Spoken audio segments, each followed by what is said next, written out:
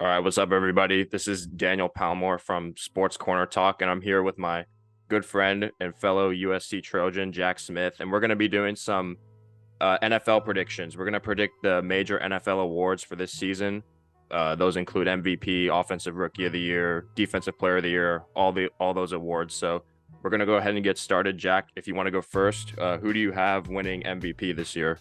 Well, Danny, thank you for having me. Of course, fight on USC Trojans. It's great to we're both in the journalism school, so happy to be joining. We actually, funny story, we both went to rival high schools and didn't know we went to the same middle school. So I just think it's funny, but I'm really glad to be joining. MVP is a tough award every year to predict. This year, though, I'm gonna stick at the quarterback position. I'm gonna go Justin Herbert.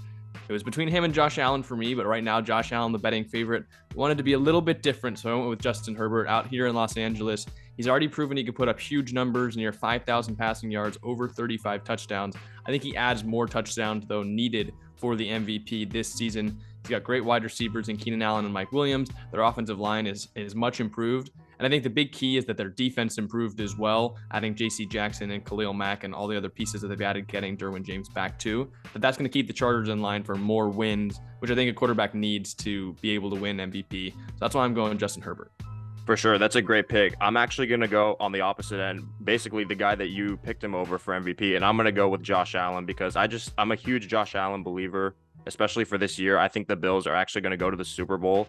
I don't know if they're going to win, but that's my early Super Bowl prediction out of the AFC at least.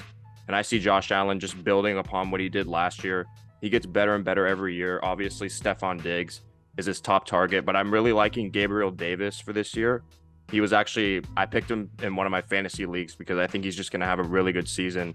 And then the Bills, I still don't really trust their running game, which honestly I think helps Josh Allen's case for MVP because he's going to be asked to do a lot, whether it's throwing the ball or running. And then obviously one of their big additions was Von Miller on defense. Not that has anything to do with offense per se, but it'll help the Bills record. And I think if the Bills have a really good record and Josh Allen puts up big numbers, he can win MVP. And then there's obviously a lot of other guys that are in contention. Mahomes is obviously in contention, Rodgers, but I just think those guys are going to suffer from a little voter fatigue from the media, especially Aaron Rodgers coming off back-to-back MVPs and not necessarily getting it done in the playoffs. And Josh Allen's sort of a new name that hasn't won it yet. So I'm going to go with him for MVP.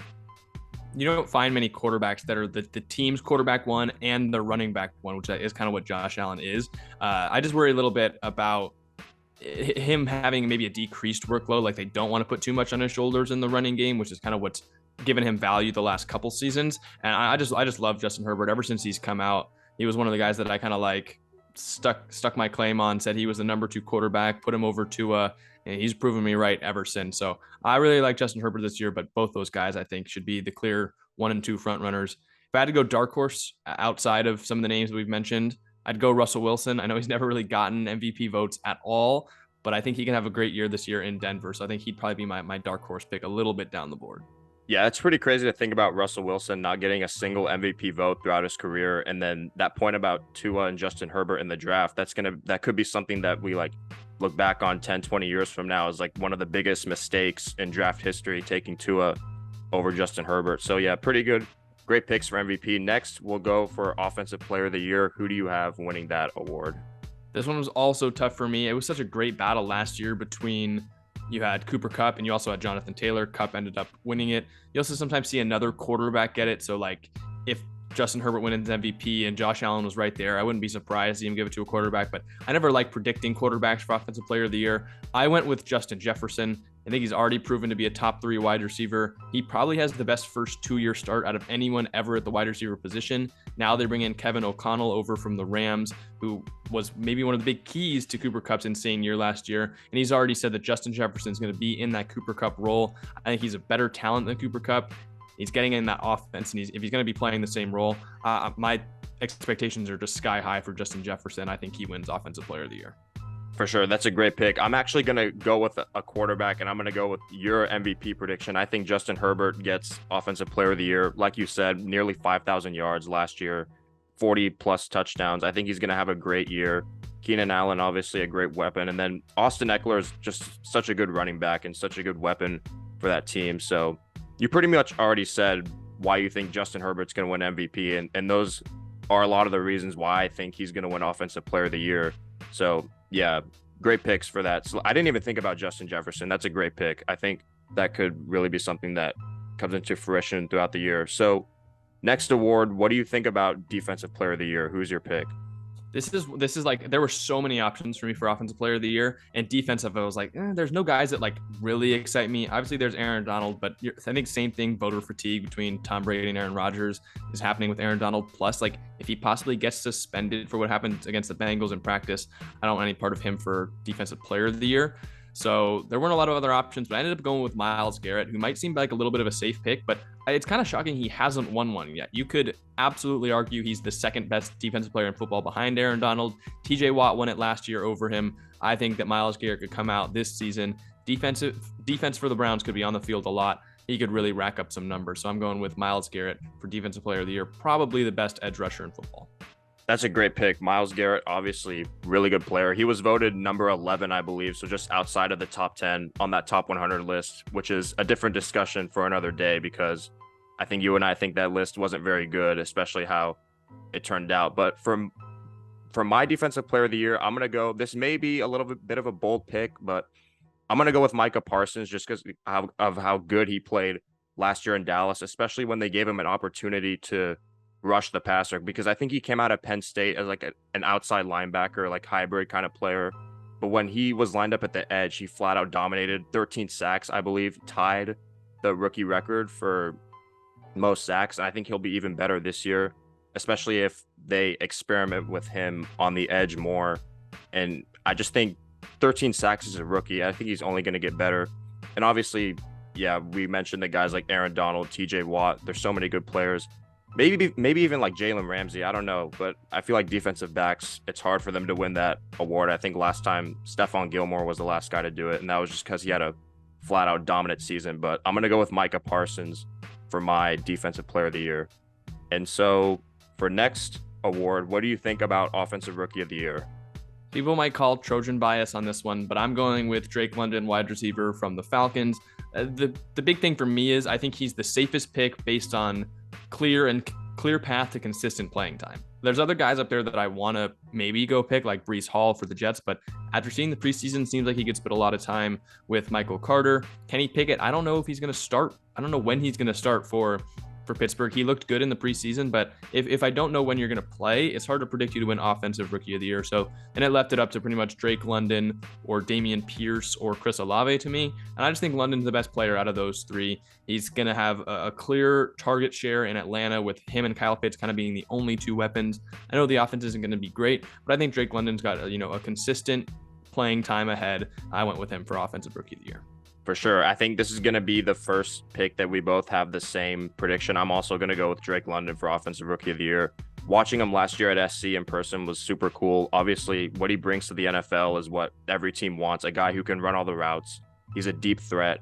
And it just sucked watching him get injured last year because he was in the midst of having pretty much like a historic kind of season in terms of college numbers and what he was putting up. And down in Atlanta, it's going to be pretty much him and Kyle Pitts for Marcus Mariota at quarterback. So he's going to get a ton of attention from DBs and defenses, and he'll be pretty much the focal point of that Atlanta offense. So it'll be really fun to watch him in the pros and see what he can do. And I also have him for Offensive Rookie of the Year. So moving on to Defensive Rookie of the Year, what do you think about that award? There's a lot of good candidates for that.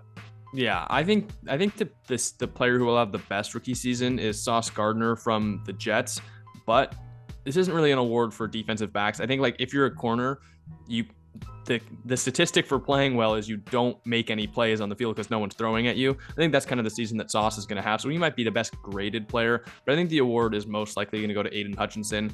It's kind of a boring pick, but I was in love with Hutchinson as a prospect. Again, clear path to playing time. He wrecked in the preseason, kind of showed that the player he was at Michigan still translates to the NFL, even against some of the best offensive linemen in the league. I really like the Lions coaching staff. I think that they're going to coach him up right.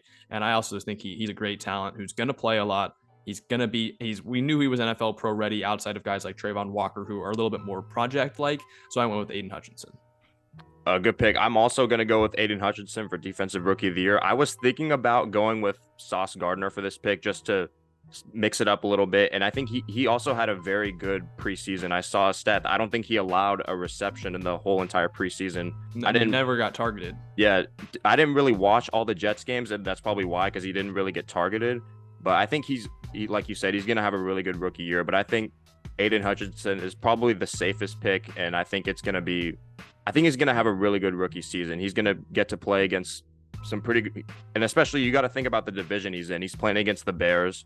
We know about their offensive line struggles. The Vikings are a little bit better, but I think he'll have his way this season with a lot of opposing offensive lines, and he's just a freak of nature. I was looking at the other day. I didn't even know that he was 6'7".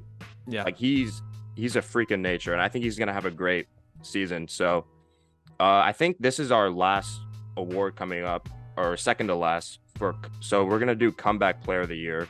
What do you think about this award? So I think there's a couple clear options. Like last year, the talent pool for comeback player of the year was so large. You had like Dak Prescott, Joe Burrow, Christian McCaffrey. You're going to have, I think, a couple guys that most people are going to pick this year. Christian McCaffrey, there's Michael Thomas. Some people are going to say Lamar Jackson, possibly. For me, I went a little bold on this one. I'm going Saquon Barkley. It was really between him and McCaffrey for me. I wanted to go a little bold. Plus, I think it's not out of the equation that Saquon could have a better season than McCaffrey, and also just comparing injury risk. I'm more concerned about McCaffrey than I am about Saquon Barkley. Watched a lot of fantasy football doctors to kind of get ready for drafts, and they all believe that Saquon is fully healed. It's been a year plus since his ACL injury.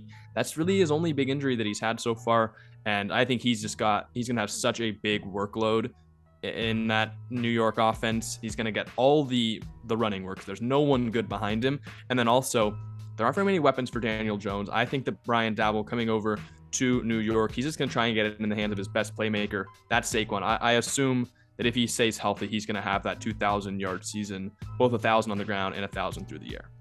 Yeah, for sure. I'm also going with Saquon Barkley for comeback player of the year. I just remember his rookie season when he came onto the scene and he did so much. He was so dominant. He was already in the conversation, and many people believe that he was maybe already the best running back in the whole league after his first season.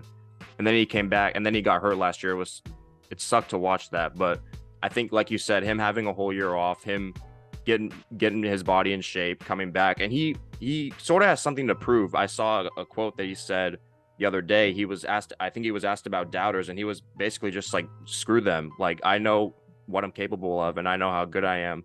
And he's obviously going to have such a huge workload this year, like you said, because Daniel Jones doesn't really have a lot of weapons. Kenny Galladay, probably one of the most disappointing free agent signings in recent memory, scored 0 touchdowns last year, as many as you and me. We both scored the same amount of touchdowns as Kenny Galladay last year. And then you look at Kadarius Toney. I don't know. He may have some like maturity issues or something. So I don't know if he's going to work out there in New York. And the Giants offensive line is getting better. And I can't remember his name, the tackle they drafted. Evan Neal. Yeah, I think he's going to be really good. So that can maybe help Saquon Barkley out. And so, yeah, I think he's going to win offense or comeback player of the year as well. So yeah, I was pretty confident about that one. Yeah, for sure. I was thinking about McCaffrey, but then, like you said, I don't know if he's going to stay healthy or not. So, yeah. And then I think Baker has a little more to work with in Carolina than Daniel Jones does in New York. So I think that's going to have something to do with it. And then, do we want to do coach of the year? This is the last one left. I think we may as well just do it. Who do you think could win coach of the year this year? I always think coach of the year is just the weirdest one to predict because you have no idea. Some of the voting just doesn't make sense. It's like sometimes it's just based on who has the best record. Sometimes it's based on a team that comes out of nowhere. Before I get my pick, shout out to Nick Sirianni in Philadelphia. If the Eagles can come back and win the NFC East this year, I think it could easily be his award. But I'm going to go down the board a little bit and say Todd Bowles, the new coach for the Tampa Bay Buccaneers. I think the Buccaneers have such an easy path to being among the top records in the NFL. And Todd Bowles, it's a good redemption story after getting fired in New York. Like, consensus, one of the worst coaches, and now he's really reinvented himself as the coordinator, and now he gets another chance as a head coach. So if the Bucs play as well as I think they're going to, voters might throw some votes the way of Todd Bowles. Yeah, like you said, it's a pretty interesting award. I'm also going to go, I don't know if this is a bold pick, but I'm going to go with something different. I'm going to go with Nathaniel Hackett in Denver, former Green Bay Packers offensive coordinator. Obviously, they acquire Russell Wilson in the offseason, and I've seen reports that I think Russell's going to have a little bit more say in terms of how the offense is going to work in Denver. As we know, in Seattle, it was basically a run first offense essentially, even though they had one of the best dual threat quarterbacks in the NFL. So I think the Broncos are going to be really good this year on offense, especially. They have Cortland Sutton's coming back, Melvin Gordon, Javonte Williams, Russell Wilson. Tim Patrick's going to be a pretty huge loss, but I think Nathaniel Hackett being able to be an OC in Green Bay for those few years with Aaron Rodgers when Green Bay is really good, when Green Bay was really good for those few years, and he's getting another really good quarterback in Russell Wilson. And especially if the Broncos can win the division this year and maybe even make a deep playoff run, because Denver's struggled so much with head coaching basically ever since they won the Super Bowl, and they could never find that quarterback. And so I think Hackett has a really good chance to be a great coach for Denver. And depending on how good they are this year, I think he'll be coach of the year. Do you have are you confident that either the Chargers or the Raiders or perhaps even the Broncos could dethrone the Chiefs in the West? I'm not. As of right now, I'm taking the Chargers to win the division, but I would not bet my life on that. I would not bet any money on that. So it's so weird. I could see you can make a case for either of those teams winning the division or finishing in fourth, except for maybe the Chiefs. I don't think they'll finish fourth just because of how good Mahomes is. But yeah, AFC West is going to be a really interesting division. As of right now, I have the Chargers. Yeah, I might lean the Chiefs in the regular season just because they've got the experience. I think the Chargers are going to be well improved. I think they're absolutely a playoff team. They're probably going to be the first wild card, or the Broncos as well. I'm like I said, high expectations for Russ and in Denver. Yeah, for sure. And then I think that is all of the awards. So this was really fun, Jack. Thanks for coming on and doing this with me. And best of luck with your work with USC football and getting ready for the game coming up this weekend against Rice, first game, and just getting ready for not only USC football, but college football in whole and this NFL season. Of course. Thank you so much for having me. This is fun. We got to run it back sometime, maybe after the season, to compare how the actual awards came out and how our predictions fared. Yeah, for sure. Thanks for watching, everyone.